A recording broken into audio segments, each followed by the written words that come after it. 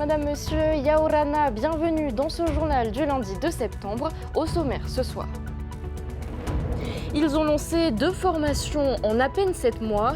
Infirmiers et aides-soignants pourront désormais se former à l'UPF, une première très attendue depuis la fermeture de l'Institut Mathilde Frébault. Nous parlerons également de justice. Ce matin, le nouveau procureur général de la Cour d'appel de Papeete a pris ses fonctions. Il est sur notre plateau ce soir. Frédéric Bennett-Chambellan nous détaillera ses priorités et sa vision pour l'avenir du Fénois. 71 km en 8 heures et 40 minutes pour relier 26 îles de l'archipel de Stockholm. Thomas Lubin et Cédric Vann ont tout donné au championnat du monde de swimrun en Suède. Nous reviendrons sur leur performance à la fin de ce journal.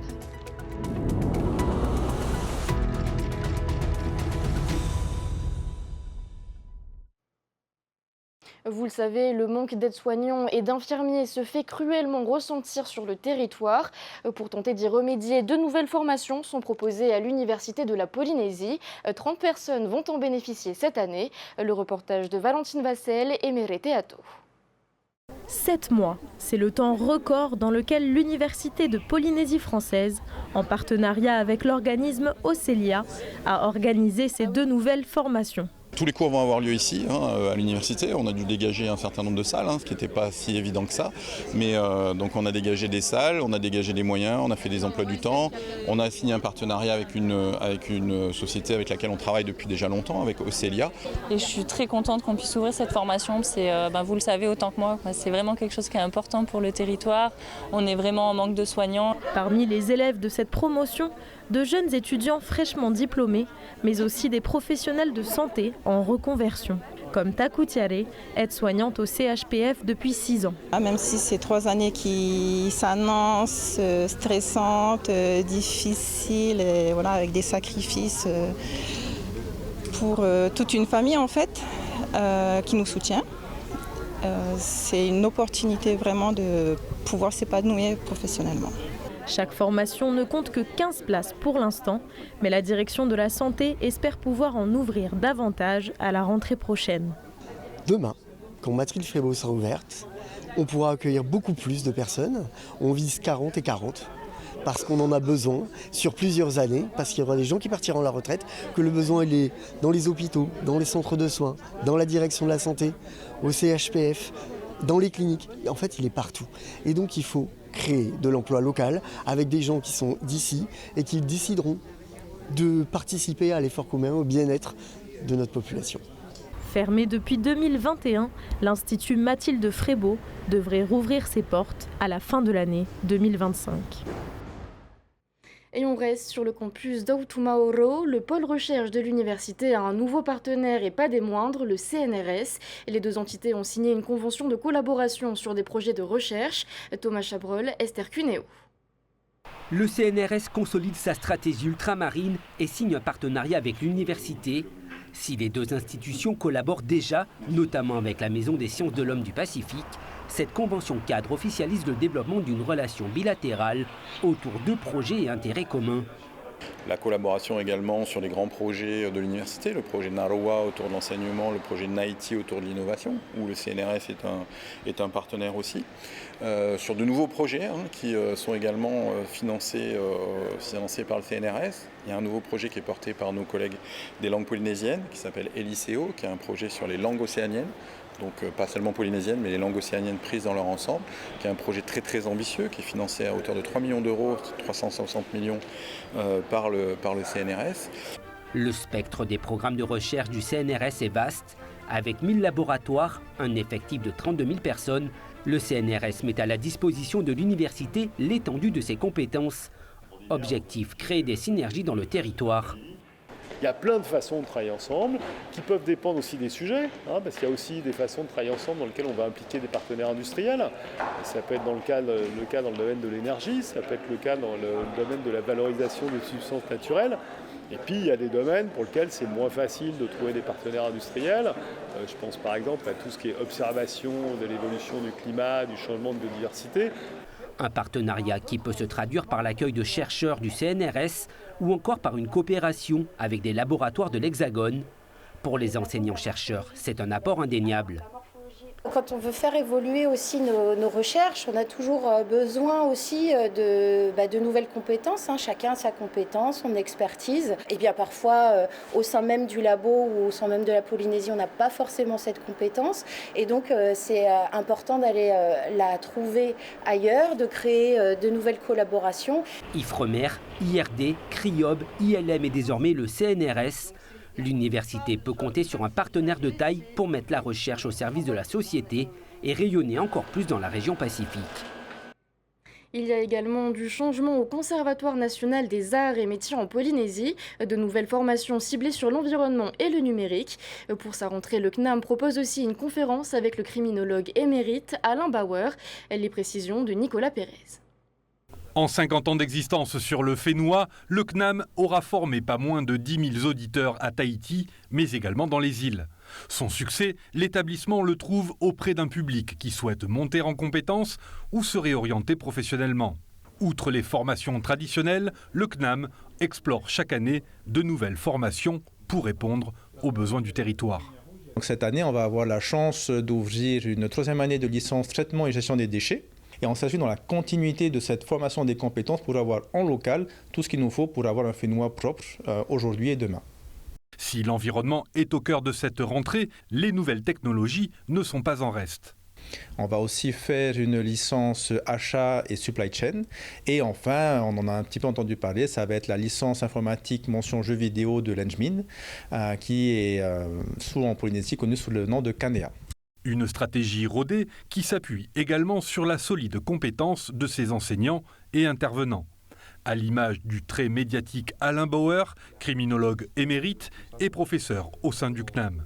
Il donnera demain les clés de la gestion des enjeux stratégiques, notamment dans un contexte insulaire tel que la Polynésie. Je vais essayer de raconter comment la manière de gérer la logistique, c'est une manière de gérer la vie, d'empêcher éventuellement le chaos, de le gérer quand il arrive et de comprendre que tout ceci doit être pensé, voulu, traité de manière locale. Cette conférence ouverte à tous se déroulera dans l'amphithéâtre du lycée hôtelier à partir de 17h30.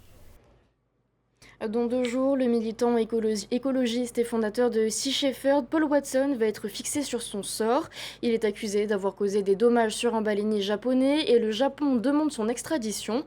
Partout dans le monde, des manifestations de soutien à Paul Watson s'organisent. Le Fénois n'y déroge pas. Laure Philibert, Esther Parot-Cordet. Il incarne un symbole, celui de la défense des baleines. Paul Watson, éco-pirate des temps modernes, est détenu au Groenland depuis un peu plus d'1 mois.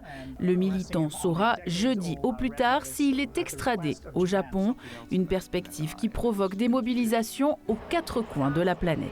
La fondation Paul Watson et toutes les antennes qui sont fidèles à Paul Watson justement se relayent à l'international pour pouvoir sensibiliser la population à ce qui arrive à Paul. Localement, on travaille beaucoup sur les réseaux sociaux, à sensibiliser, à informer sur tout ce qui se passe et tout ce qui s'est passé. On n'exclut pas aussi de faire comme dans d'autres pays des manifestations publiques pour pouvoir justement mobiliser un maximum de personnes à ce souci-là. Fondatrice de l'association Matatohora, Agnès Bénet exprime elle aussi son soutien au fondateur de Sea Shepherd. On a pensé à un regroupement pacifique, un sitting ici dans les jardins de Paoufei. Les Polynésiens sont vraiment sur la mer, connaissent très bien les mammifères marins et sont dans la protection du milieu marin. Et c'est pour nous, pour Matatohora, c'est un symbole très très fort que d'envoyer ce mana jusqu'à Paul Watson. Dès l'arrestation de Paul Watson, le président du pays est également intervenu en s'adressant aux autorités japonaises. J'ai tout de suite envoyé un courrier au Premier ministre du Japon, j'en prépare un deuxième à la Première ministre du Danemark. J'ai informé donc mes collègues leaders du Pacifique de l'initiative que j'avais prise d'écrire au Premier ministre du Japon en leur demandant de se positionner. Donc pour l'instant, on est en cours de rédaction d'un courrier commun. Après, certains de ces pays ont des liens, je dirais, économiques avec le Japon qui compliquent peut-être ce type de démarche pour eux. Moi, j'estime que, lien économique ou pas, il y a des principes sur lesquels on ne peut pas s'asseoir. L'association Matatohora donne rendez-vous à tous ceux qui s'intéressent au cas Paul Watson ce mercredi à 16h au jardin de Paufei. En cas d'extradition au Japon, le militant risque 15 ans de prison.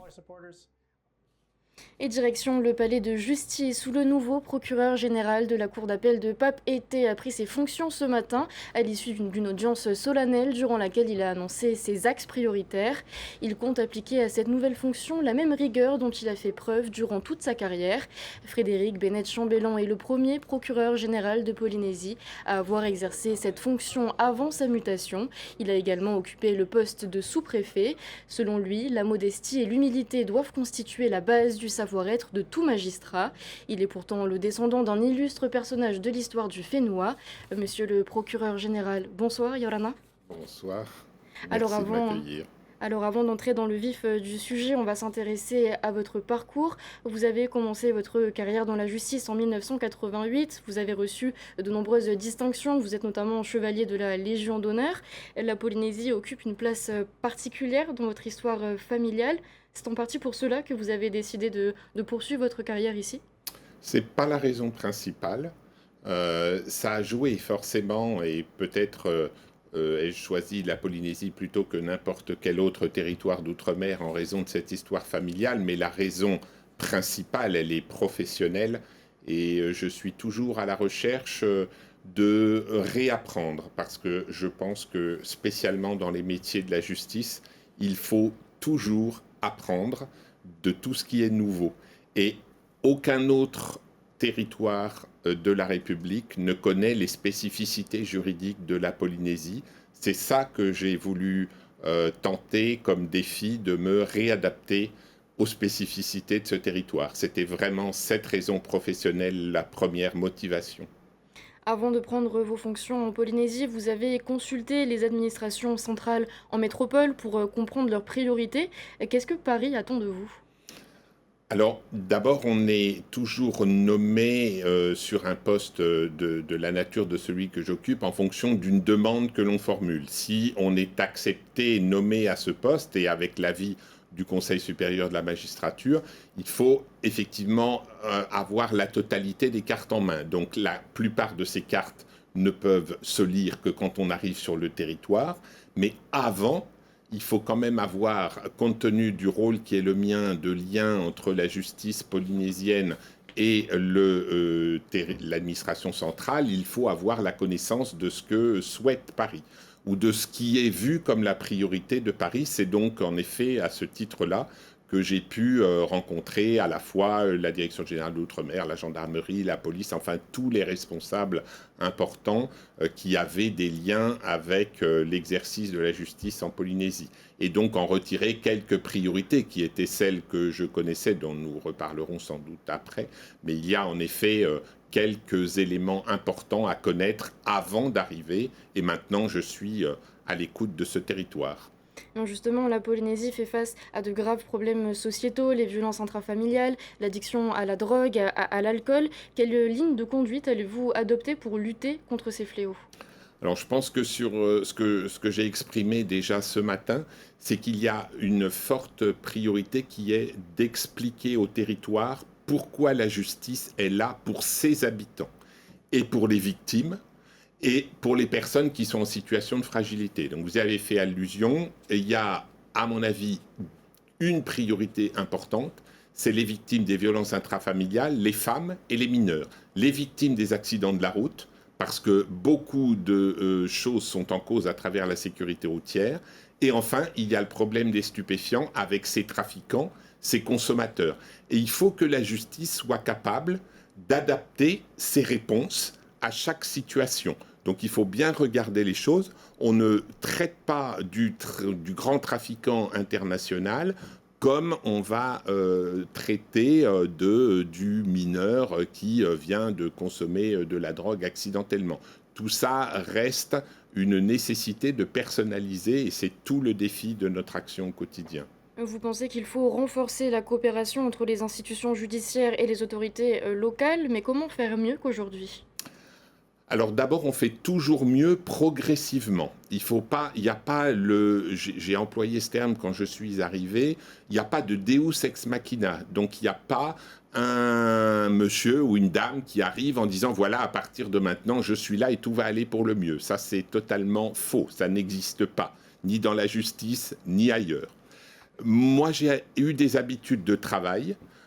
J'ai, dans mes différents métiers, appris à travailler avec les services de l'État en interministériel, avec les élus de tous les territoires dans lesquels j'ai été, à travers des modes de fonctionnement. Donc, ce n'est pas des choses spectaculaires.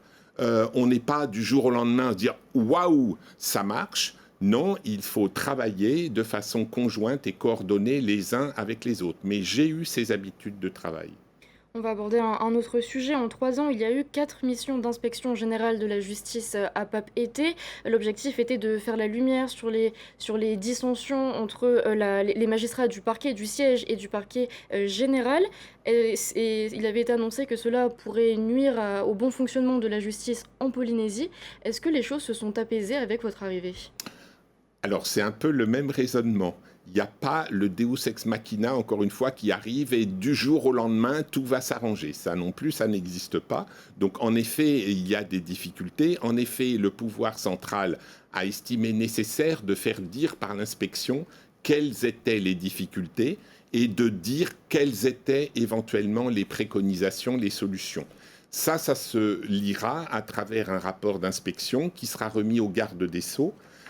Seul le garde des Sceaux est le maître des suites à réserver à ce rapport. Donc moi, pour le moment, le rapport n'est pas rendu, je ne le connais pas, je n'ai pas été entendu par l'inspection puisque, évidemment, ces opérations se sont produites avant mon arrivée.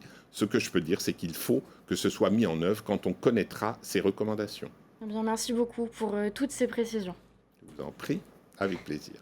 Et on referme ce chapitre judiciaire avec la convocation devant le juge d'instruction du représentant Tavini Wiratira Mitema Tapati. Il a été auditionné cet après-midi suite à une plainte pour discrimination raciale. Le 26 octobre dernier, il avait tenu, durant une séance à l'Assemblée de la Polynésie française, des propos jugés racistes par des membres de l'opposition. Mitema Tapati est défendu par maître Stanley Cross et a demandé à être assisté d'un interprète. Et si vous n'avez jamais vu de cimetière coloré aux tombes surplombées de photos géantes, c'est que vous n'êtes jamais allé au royaume des Tonga. Avant de rendre l'âme, les Tongiens choisissent leur photo préférée qui leur tiendra compagnie pour l'éternité ou presque. Le reportage de Mike Leral et Tiarenui Pahuyeri Philippon sur cette surprenante coutume. Pas une tombe récente sans photo dans ce cimetière de Nuku'alofa, une manière de se souvenir mais aussi de raconter la personnalité du défunt. Celui-ci était plutôt sérieux et cela avait probablement le sens de la fête. Un autre encore était si pieux qu'il a choisi la photo de Jésus plutôt que la sienne. La famille Kula rénove la tombe de Sohan, mort à 21 ans d'une maladie cardiaque. Demain, ils commémoreront le premier anniversaire de son décès et changeront la photo de sa sépulture. C'est quelque chose qui n'existe qu'ici. Avant, on n'affichait pas les photos dans les cimetières, mais de nos jours, on le fait. Et comme ça, à chaque fois qu'on passe devant en voiture, on a l'impression qu'ils sont toujours de notre monde. Cette famille a payé 15 000 francs l'impression de cette photo et compte la remplacer chaque année pour rendre hommage à ce jeune homme. Ses frères et sœurs remettent à neuf le caveau sous la direction de leur mère. Demain, tous les proches pourront marquer la fin du deuil. Quand on perd un frère ou une sœur, et surtout une mère ou un père, nous devons porter des vêtements noirs pendant une année complète. Et donc, quand une année s'est écoulée après le décès d'un membre de la famille, nous pouvons enlever ces vêtements noirs. Les Kula viendront déjeuner ici demain dans ce cimetière où certaines photos sont protégées pour ne pas s'abîmer trop vite. D'autres, remplacées, gisent au milieu des tombes. Les plus anciens défunts ne conservent que le support de leur photographie, triste vestige qui suggère l'érosion des souvenirs. Mais quelques-unes sont renouvelées très souvent, comme à l'occasion de l'anniversaire du défunt, selon les moyens de la famille. Car cet hommage est coûteux dans ces îles où les revenus les plus bas sont 4 fois inférieurs à ceux du Fénois. Et on termine ce journal en Suède où nos deux Aito, Cédric Van et Thomas Lubin ont réalisé une très belle performance au championnat du monde de swimrun. Le binôme a terminé 6e par équipe et 7e au classement général toutes catégories confondues. Voyez les détails de la course avec Oriano Tefao.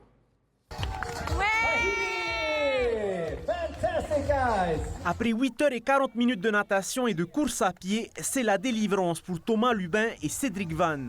Ils terminent enfin les 71 km de la Haute-Îlot Swimrun. Objectif réussi pour nos représentants qui espéraient entrer dans le top 10. Je pense qu'on peut être fiers de nous, on a eu le résultat escompté. Ça me tenait vraiment à cœur de rentrer dans le top 10. C'était beaucoup plus dur, on a eu vraiment de la pluie, un vent glacial, une mer agitée. Ça a vraiment été très très difficile pour chacun des athlètes et on est vraiment pleinement satisfait et encore plus en venant de Tahiti et d'un climat tropical de réussir à s'adapter à ce genre de conditions météo. Au programme, 26 îles de l'archipel de Stockholm à traverser. Et pour passer de l'une à l'autre, il faut nager dans la mer Baltique à 13 degrés, soit 9 km 300 de nage et 60 km 800 de course à pied. Avec 400 km de dénivelé positif et des passages très techniques. Concernant les spécificités du parcours, les transitions terre et mer en Suède ont vraiment cette particularité d'avoir une roche hyper glissante de granit. C'est des entrées d'eau et des sorties d'eau qui sont très très glissantes et donc dangereuses, où il faut redoubler de vigilance. Au final, Thomas Lubin et Cédric Van ont frappé fort dans cette épreuve la plus attendue de la saison. La prochaine course, le triathlon Xterra de Moria en octobre. Voilà pour l'actualité de ce lundi. Juste après, ne manquez pas To Ufenua To Ora, puis un épisode de Coq Studio Live. Je vous souhaite de passer une excellente soirée. On se retrouve demain. Retrouvez ce journal en replay sur notre site internet et notre application mobile TNTV.